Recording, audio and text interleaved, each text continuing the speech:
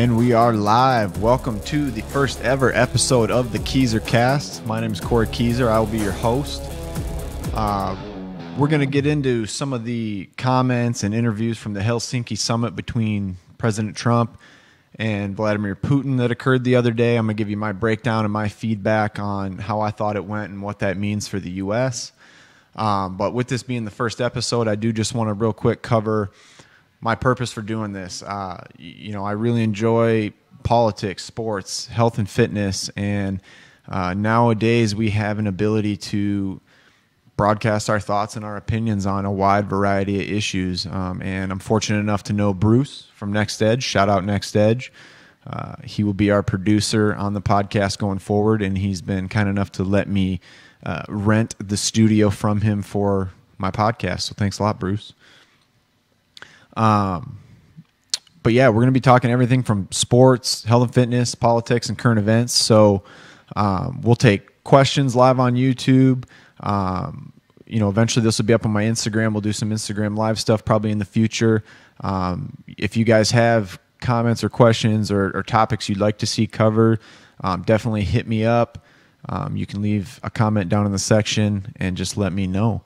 I hope to provide some interviews later on. We'll be doing some special guests and try to have some intriguing discussions. So we're going to get right into it with the Helsinki summit that took place the other day.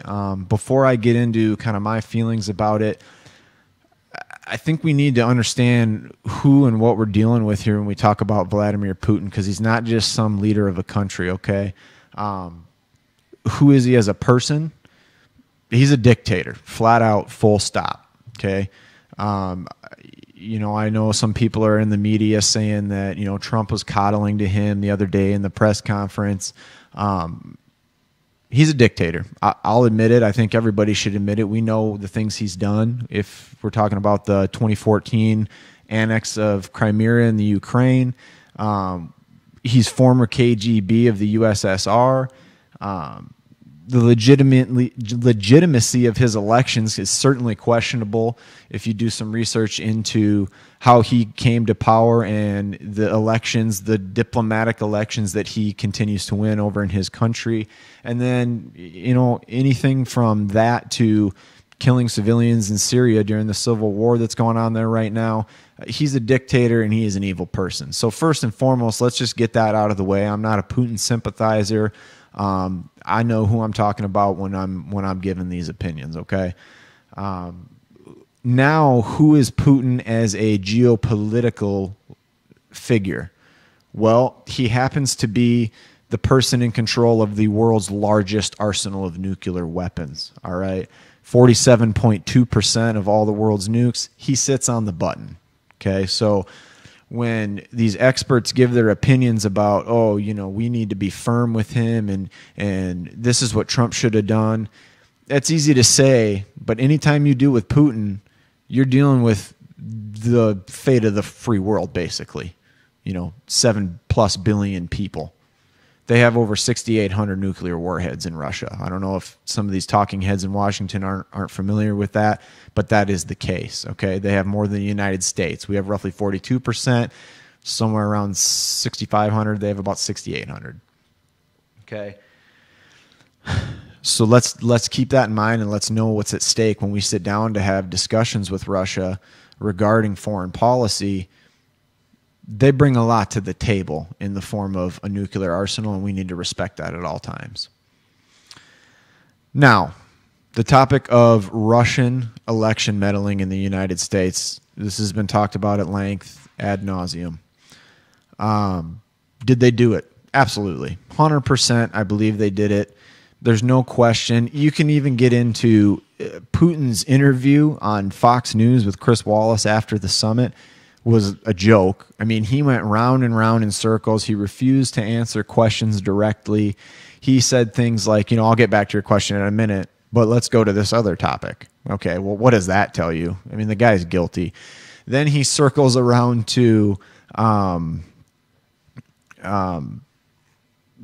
roughly about, well, What about the content that was leaked, though? I mean, that's all accurate. You know, what the Democrats did as far as manipulating the campaign and rigging the system against Bernie Sanders and the things that did come out of that hack into the DNC server. He basically said, well, I'm not going to comment on if we did or didn't do it. However, all the stuff that came out was true. So do yourself a favor, go ahead and watch that interview with Fox News' Chris Wallace. I think you'll see what I'm talking about. He doesn't even necessarily fully deny doing it. So that's another point that should be brought up. An interesting thing I thought was that he pointed to a treaty that I didn't know existed. Apparently there's a treaty that was signed in 1999 between the U.S. and Russia that deals with affairs like this, when a country is accusing another country, specifically U.S. accusing Russia in indicting intelligence officers from that country in election meddling. So he brought that up, and he said that he would be okay with Mueller's team and Mueller's probe going over to Russia and talking to these 12 folks that are listed in the indictment, these 12 intelligence officers, excuse me. That's good. Okay, we might be able to get somewhere with that. But there's one caveat. It's that it'd be the U.S. officials doing the investigation with the Russian officials directly over their head. So do you trust Vladimir Putin to do this process correctly when the ball is in his court? It's in his country. We just happen to have our people there also. I don't know if I'd really trust the outcome of something like that. So it is what it is at this point. We'll see where that gets us. I don't even know if we'll even get that far. Who knows? When you're dealing with Putin, don't take anything as set in stone. Take it with a grain of salt. How did Trump do at the summit? There's a lot of people saying, listen, he threw our intelligence agencies under the bus, or he should have directly taken a strong stance against Putin at the press conference in front of everybody, and he should have said, we know you meddled in the election, blah, blah, blah, blah, blah, blah. Basically, they wanted him to call Putin out in front of the whole world. I'm going to go back to the fact that man holds 6,800 nukes in his hands at all time. You really think that it's a good idea to set up a meeting that you're supposed to discuss pretty important stuff that we're going to get into, and instead of discussing that where we can make the world a better place, we're going to just call each other out, play the blame game, and embarrass him on national television when he holds 40% of the world's nuclear arsenal? Yeah, I think that's a bad idea, and I think anybody that claims that should have been the approach is mistaken.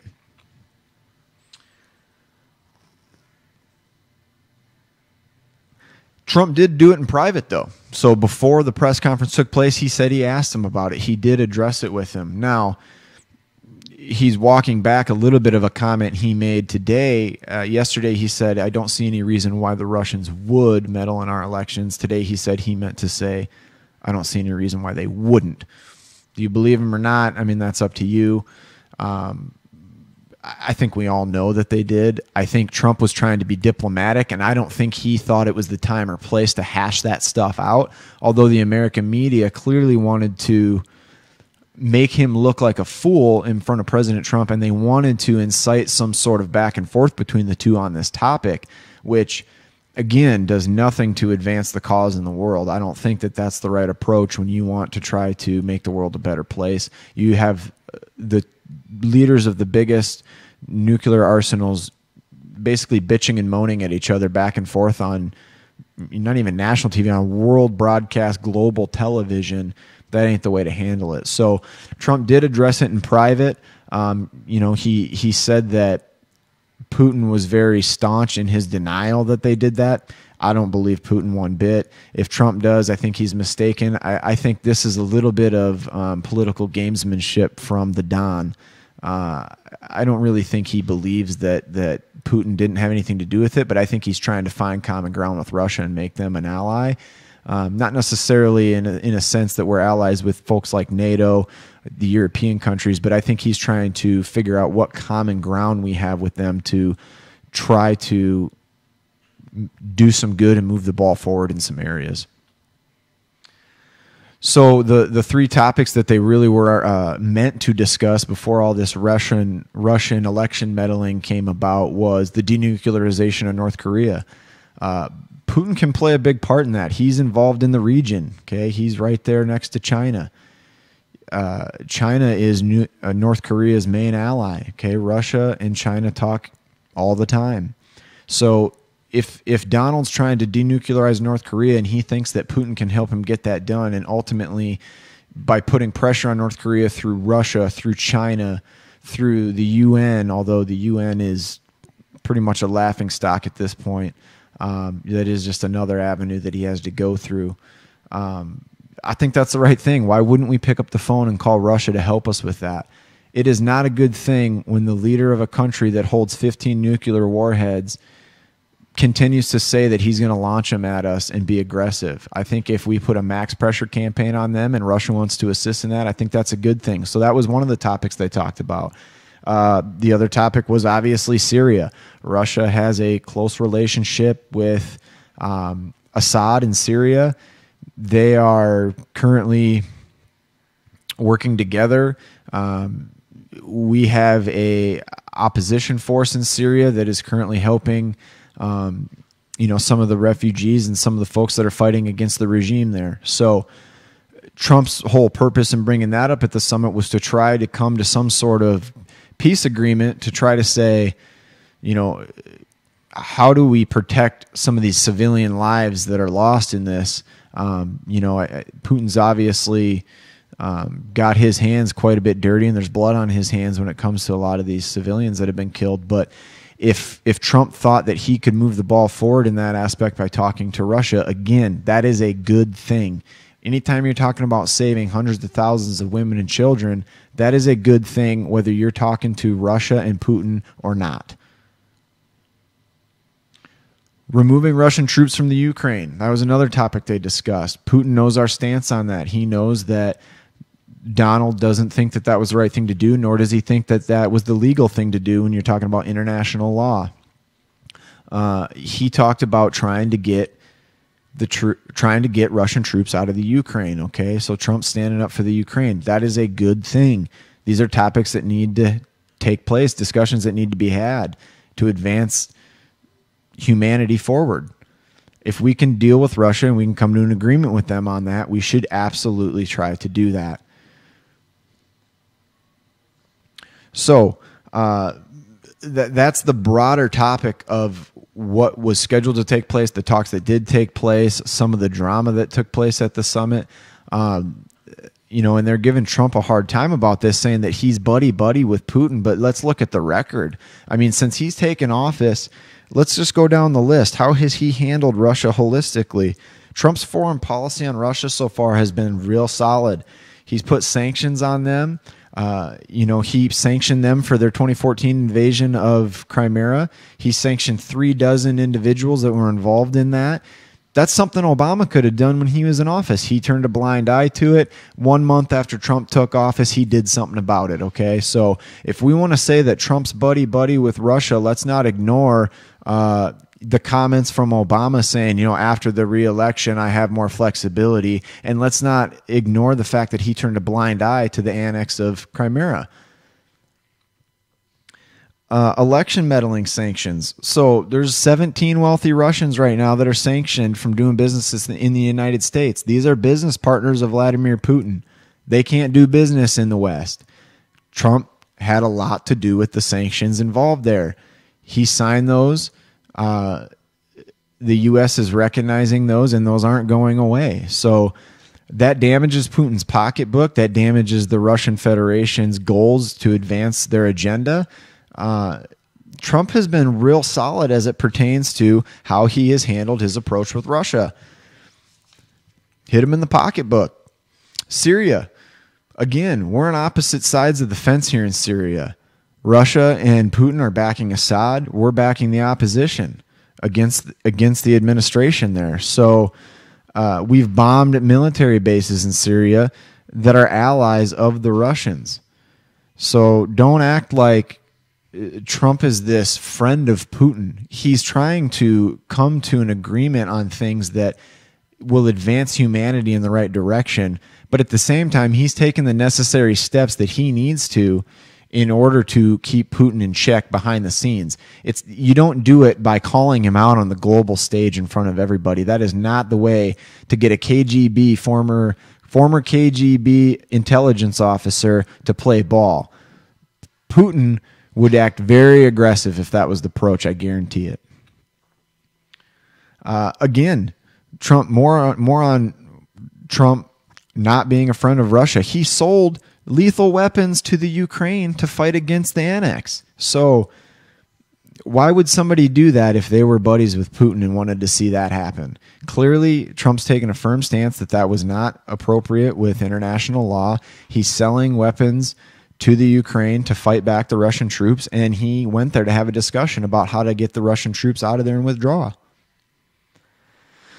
Now, to my next point, you have the talking heads that come out of the frickin' woodwork when stuff like this goes down. You have Democrats and rhinos in Washington, D.C. saying, you know, how dare he do this? How dare he do that as it relates to the summit and the talks with Putin? Can we trust the Democrats and the rhinos' opinions on Russia? Absolutely not. They haven't been able to pick a lane on this. On Russia, in 2012, Obama tells Mitt Romney, he makes fun of him. He says, you really think that Russia is the biggest threat to the United States? 1980 called. They want their foreign policy back. I bet he was turning on the TV today thinking wishing he never said that. 2014, Russia invades Crimea. Who was in office in 2014? Barack Hussein Obama. Okay. Does absolutely nothing about it. He turns his back on it, turns a blind eye. You know, some people said that Trump was going to start a nuclear war when he got into office. And these are the same people that are bitching and complaining about him taking a diplomatic approach to dealing with the world's largest nuclear power. Pick a lane, people. You make no sense. You change your argument as the seasons change. You have no point of view. It ebbs and flows. It comes and goes. As far as and then the Democrats the other day, oh my God, Brennan, Obama, Schumer, Pelosi, they all come out of the woodwork saying that Trump is damaging the integrity of our intelligence community. Damaging the integrity of the intelligence community. That seems to ring a bell to me. Well, was it Donald Trump that weaponized the Department of Justice and the FBI to utilize a bought and paid for fake dossier from Hillary Clinton's campaign to spy on a candidate for office? So you're mad about election meddling and you're mad about him undermining the intelligence community. You don't think for 1 second that you undermine the intelligence community by doing what you did with the Department of Justice and the FBI under Barack Obama? You created all kinds of doubts. I sit here in Sioux Falls, South Dakota. I'm in middle America. I'm around blue collar people all day. You just eroded the trust of people like me, men and women like me that work for a living, that rely on the people in Washington, D.C., doing what they're put in office to do. Now we don't trust that as much as we used to. That is 100% your fault.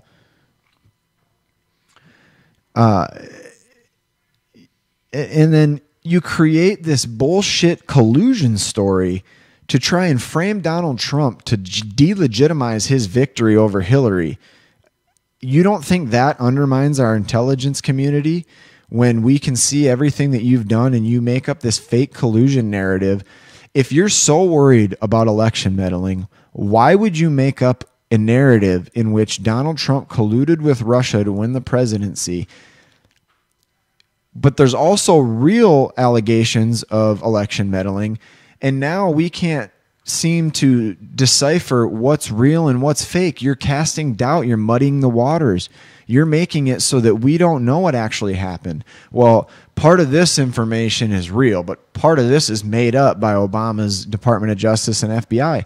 How do we know what's real anymore? You guys have eroded the trust. You've destroyed the credibility of the FBI. You've ruined the lives of the hardworking men and women, the rank and file people in the FBI, because the people at the top are dirty. That's why they're going after the Don. They don't want him in there. They don't want him to drain the swamp. they're perfectly fine living their fat cat lives, getting millions of dollars for pay-to-play crap and for making things up and pushing this collusion story. And now all of a sudden you want to sound off on Trump degrading the intelligence community. Look in a mirror. So I thought it was a step in the right direction. In conclusion, all in all, the summit, I thought it was a step in the right direction. I think it's good that we talked to Russia. Again, obviously, we're the world's two most powerful nuclear arsenals. We need to talk to them, but we need to always hold them accountable. I don't think Trump should back off on his sanctions. I don't think he should start to trust Putin, but I do think he should work on common ground with him to try to find things that we can do to advance humanity. We need to improve the relationship with them. It is not good if they think that they're our public enemy number one. That is not a good thing for the world. We need to look for ways to work together. There's a couple things we can do together. We can stop terrorism. I know you never know with Putin what's rhetoric and what's fact, but he seems pretty intent on stopping some of the terrorism in the Middle East. I know he's trying to claim the mantle of killing ISIS in Syria. I believe, we had a lot more to do with that than he did, but he is trying to help in that regard, I believe. If he's serious about denuclearizing North Korea, I hope we can get that done. I hope he comes to the table as a world leader.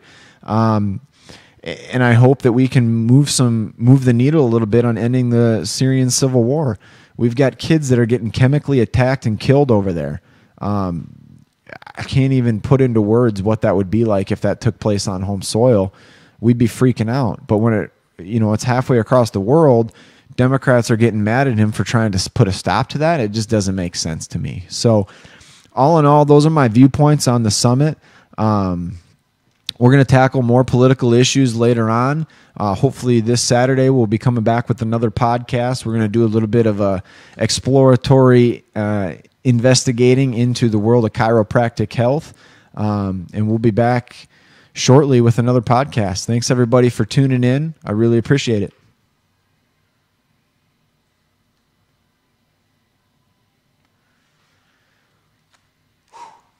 How long was that?